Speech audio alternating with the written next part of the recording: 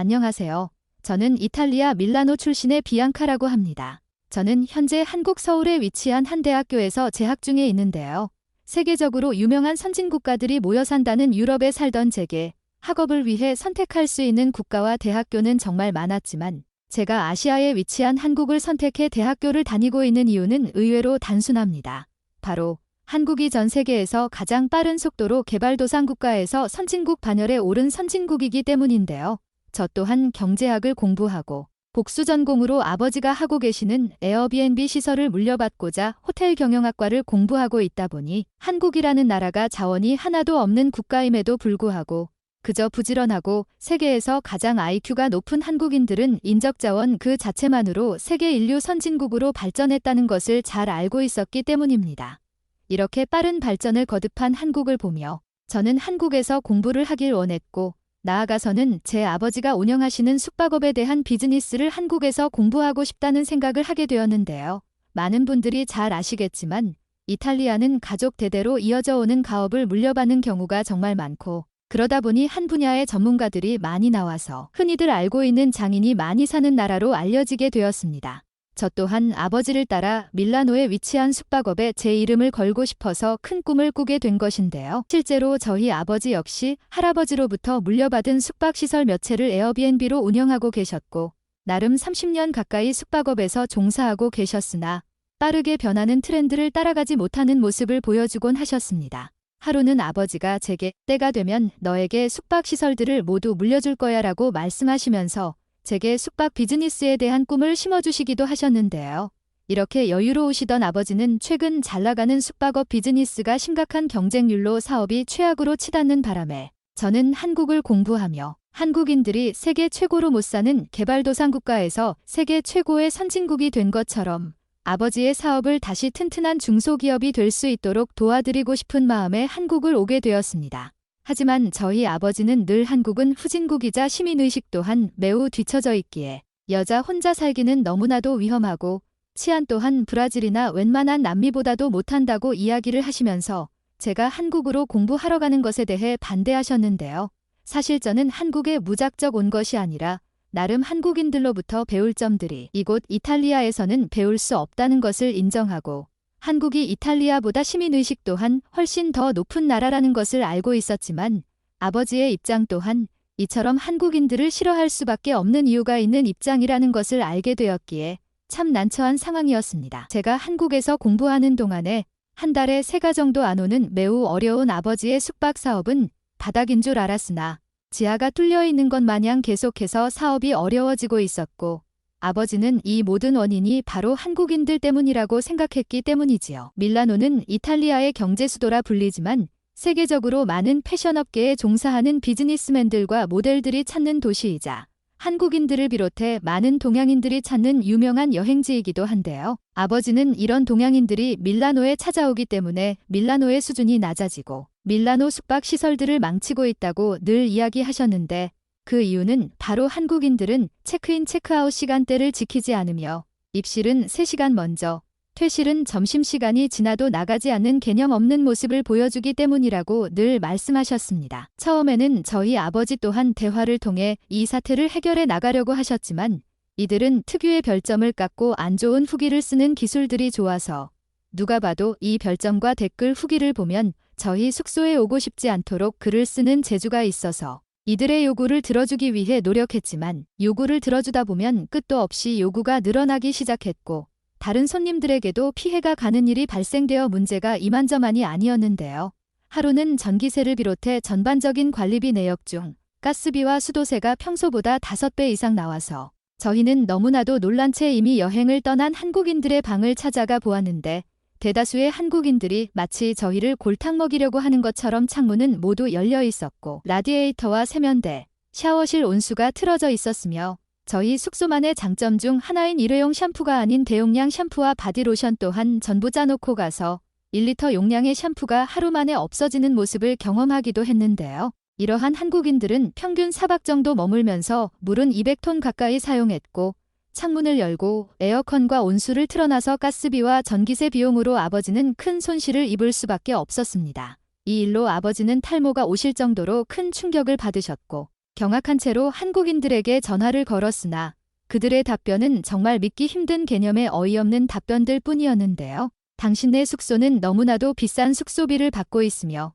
체크인할 때 우리 캐리어를 들어주지 않았기에 나는 8개의 계단을 20kg가 넘는 캐리어를 끌고 올라와야 했기에 온몸이 쑤셨다. 그래서 나는 더운 물로 샤워를 자주 할 수밖에 없었다. 게다가 내가 이득을 보려면 숙소에 머무는 동안 최대한 내가 사용할 수 있는 비용이 들어가는 모든 시설을 사용해야 하는 거 아니야? 어차피 당신에게는 3배 이상 남는 장사잖아. 라는 말을 하며 마치 저희 아버지가 손해를 보면 자신들이 이익을 본다는 생각으로 이야기를 하며 아버지의 말문을 막히게 했는데요. 아버지는 이런 식으로 물을 틀어놓고 간다거나 샴푸나 바디로션을 지나치게 많이 사용하고 심지어 베개까지 훔쳐가는 한국인들로 인해 적자가 너무나도 크다고 말씀하시며 제게 한국에 대해 호감적이지 못한 인상을 항상 남겨주셨습니다. 하지만 한국에서 살아본 제가 본 한국인들은 숙박시설을 사용한 뒤 침구까지 정리하고 빼먹은 것 없나 확인하는 차, 수건을 직접 정리해두며 이불 카바까지 제대로 세팅하고 나오는 친구들이 많았기에 저는 아버지가 경험한 손님들은 아마도 한국인이 아닐 수 있을 거라고 말씀을 드렸는데요. 제 말에 아버지는 정색하시며 에어비앤비 특성상 에어비앤비가 인정한 손님이라면 대부분 신용카드만을 가지고 숙박업을 이어갈 수 있기에 그들의 여권을 검사해본 것은 아니지만 분명 그들은 한국인들이었어라고 이야기를 하셨습니다. 그 이유는 바로 그 한국인들이 저희 아버지에게 둘이는 한국 사람들인데 한국 문화가 최근 이탈리아에서 인기가 좋으니 우리에게 저녁 식사 쿠폰이나 웰컴 드링크 같은 서비스를 해달라고 무리한 부탁을 했다고 말했기 때문인데요. 저는 한국인들은 절대 이러한 부탁을 하는 스타일이 아니라고 아버지에게 말씀드렸으나 아버지는 제게 한국은 가난한 나라답게 한국 사람들은 머리도 잘 안 감고 다니고 키도 정말 작았어라고 말하셨고 한국인들이 키가 작다는 말에 저는 이 한국이라 주장하는 사람들은 절대로 한국인이 아닐 거라는 확신을 갖게 되었습니다. 제 키가 이탈리아 여성 평균보다 더 큰 167cm 정도인데 한국인 남자들은 180cm 정도가 평균으로 보일 만큼 굉장히 키가 크고 여자들 또한 170cm 가까이 되는 사람들이 정말 많이 보이기 때문인데요. 아버지와 자주 연락을 하던 중 어느 날 아버지는 제가 머무는 한국 숙소까지 찾아오셔서 같이 이탈리아로 돌아가자고 이야기하셨고 이탈리아에서 SNS 홍보라도 도와 아버지 사업을 도와달라고 이야기해 주셨습니다. 그렇게 아버지와 함께 이탈리아로 돌아가야 하는 상황이 되었으나 저는 아버지가 받은 손님들이 실제로는 한국인들이 아니었다는 것을 아버지에게 깨닫게 해드리고 싶었는데요. 그렇게 생각한 것이 아버지에게 한국 지하철을 소개해드리는 것이었습니다. 아버지는 이탈리아를 비롯한 유럽의 지하철은 온갖 소매치기가 일어나 위험하기에 질색하셨는데요. 한국은 유럽보다도 못한 후진국이기에 더 심각할 것이라 생각한 것입니다. 실제로 아버지 또한 공항에서 이곳 서울까지 택시를 타고 오실 만큼 한국의 편리한 지하철을 타보지 못하셨다고 하셨는데요. 그래도 한국의 수많은 지하철 노선을 구경이라도 해보자고 말하며 아버지와 함께 한국 지하철로 향하게 되었습니다. 그곳에서 아버지는 경악하는 모습을 보이며 깜짝 놀라셨는데요. 한 명의 한국인들도 예외 없이 전부 다 줄을 서서 지하철을 기다리고 있었기 때문입니다. 이탈리아는 대중교통에서 절대로 줄을 서지 않고 막무가내로 타기 때문에 내리는 사람이 제대로 내리지 못해서 문에 끼어버리는 상황도 많이 발생되어 매일같이 사건 사고가 끊이지 않지만 한국인들은 당연하다는 듯 줄을 서고 내리는 사람이 다 내려야 순서대로 탑승하는 놀라운 시민의식을 보여주었기에 아버지는 깜짝 놀랄 수밖에 없었던 것입니다. 하지만 아버지는 이탈리아에서 분명 한국인들을 만나면 잡아먹을 것처럼 분노하는 모습을 보이셨는데 갑자기 지하철 안에서는 조용한 양이 된 것처럼 온순하게 계셨는데요. 아버지는 177cm 정도로 이탈리아 평균보다 더 큰 키를 가지셨지만 지하철 안의 한국인들은 심지어 교복을 입은 학생들마저도 아버지보다 작은 사람들이 없었고 대부분 180cm이 넘는 사람들이 많았기 때문입니다. 이탈리아에서는 180cm가 넘는 사람들을 찾아보기 드물고 배구장이나 농구장에나 가야 그런 사람들이 보이는 편인데 한국인들은 키가 너무 커서 지하철 입구에 머리가 부딪힐 정도로 키가 큰 사람들이 많았기에 아버지는 똑같이 서 있으면서 한국 남자들의 가슴 정도만 쳐다보며 기가 죽으신 것입니다. 그렇게 지하철에서 내리자 아버지는 제게 아니 도대체 어떻게 아시아 사람들 키가 이렇게 큰 거지? 상식적으로 유럽인들이 아시아인들보다 더 키가 크다는 것은 당연한 것 아니야? 도대체 뭘 먹길래 저렇게 한국인들은 키가 큰 거야? 정말 믿기지가 않는다. 그렇게 저희는 지하철을 빠져나와 서울 한가운데 위치한 카페에 들어갔고 아메리카노는 절대로 안 먹겠다던 아버지는 제 아이스 아메리카노를 맛보시면서 제게 비앙카, 한국 여자들은 어떻게 다리가 저렇게 길고 하얀 거야? 분명 내가 만난 동양인들은 시끄럽고 키도 작으며 다리도 짧았고 피부도 까무잡잡했는데 말이지. 한국은 아시아 국가가 아닌 건가?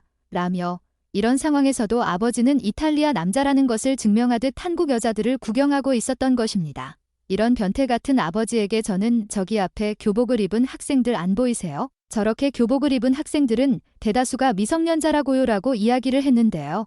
아버지는 충격을 받으시며 한국 학생들의 키가 너무나도 커서 다 큰 어른들이라 생각했다며 내가 이탈리아에서 겪은 동양인들은 절대로 한국인이 아니었던 것 같다. 이곳 사람들은 키도 크고 모델같이 패션 감각도 세련됐거든. 내 숙박업체에서 서비스를 요구하던 한국인들이랑은 확연히 다른 것 같다고 이야기를 하시며 아버지는 혼자 한국인들을 구분하는 방법을 깨우치기 시작하셨습니다. 그나저나 한국 여자들은 피부도 정말 좋구나. 비앙카, 너도 한국에서 스킨케어 하는 방법을 좀 배워야 할 것 같은데? 내가 15년만 더 젊었더라면 한국 유학을 가장 먼저 왔을 텐데 말이야. 유부남인 아버지가 이런 말을 하자 저는 밀라노에 계신 어머니가 생각나 아버지를 골탕 먹일 생각을 하게 되었는데요. 바로 저런 교복을 입은 학생들이 많은 한국의 고등학교에 가보는 것이었습니다. 그곳에는 키가 아버지보다 훨씬 더 큰 180cm 이상의 학생들이 많이 있었던 것으로 기억했기 때문인데요. 때마침 학교 시간에 저희는 한국의 고등학교 쪽을 지나치며 한국 학생들과 함께 길을 걷게 되었고 말이 많던 아버지는 조용해지셨습니다.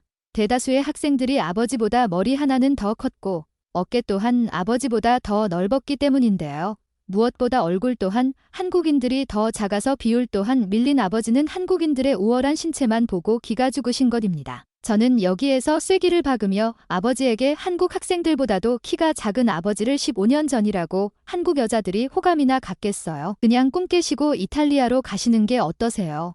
그러자 아버지는 학생들보다 작다는 것에 충격을 받고 제 말을 믿지 않으셨습니다. 비앙카, 저 사람들 키를 보면 절대 학생들이 아니야. 적어도 운동선수들이나 키가 큰 직장인들로 보인다. 하지만 그들은 분명히 교복을 입고 있었고 영국처럼 한국은 학생들이 교복을 입는다고 말하자 아버지는 인정할 것은 빨리 인정하고 한국에 대한 이미지가 바뀔 것 같다며 한국을 본격적으로 여행하고 싶다고 이야기해 주셨는데요. 도시 전체가 디지털화되어 있고 밤늦게까지 술을 마시고 집에 멀쩡하게 돌아갈 수 있는 나라이며 이런 한국의 모습을 보자 아버지는 타성에 젖은 로마 병사 같다며 한국의 진짜 모습을 보고 감탄하시고 한국인들을 무시한 것에 대해 후회하는 모습을 보여주셨습니다. 다름이 아니라 한국인들의 인품을 보고 놀라셨기 때문인데요. 이탈리아는 관광객들에게 바가지를 씌우려고 하며 저희 또한 성수기 시즌에는 비싼 가격의 숙박업을 운영하려고 하지만 한국인들은 매우 정직하게 사람이 줄을 서는 식당도 같은 가격을 받고 저희가 여행할 때마다 먼저 다가와 사진을 찍어주겠다며 바닥에 앉아서 최선을 다해 사진을 찍어주었기 때문인데요. 무엇보다 이탈리아에서는 식당에서 물조차도 돈을 내고 먹어야 했지만 한국은 국밥에 머리를 넣고 흡입하던 아버지의 모습을 보고 외국분이 한식을 잘 드시네 라고 말하며 물과 더불어 음료수를 서비스로 주는 한국인들의 정을 보고 아버지는 한국에서 살아보고 싶다며 제게 이탈리아로 돌아가서 아버지의 사업을 이어서 운영하고 자신은 한국으로 이민 오고 싶다고까지 말씀을 하셨습니다. 세상에서 가장 소중한 건 가족이니 밀라노에서 평생 함께 살자고 하시던 아버지가 한국을 처음 방문하자마자 이렇게 돌변하시다니 역시 이탈리아 남자들은 비록 아버지이지만 믿어서는 안 되는 걸까요? 이처럼 고지식한 아버지조차 한국이라는 나라의 매력을 느끼실 정도로 한국은 멋진 나라이자 저 또한 제가 이런 나라에 유학을 온 것이 너무나도 현명한 선택을 했다고 생각됩니다. 이 외국인 사연은 여기까지입니다. 한국인들의 일상을 보고 경악을 금치 못한 이탈리아인들의 사연이었습니다. 오늘 준비한 내용은 여기까지입니다. 끝까지 시청해주셔서 감사드립니다. 여러분들의 구독과 좋아요는 제게 큰 힘이 됩니다. 감사합니다.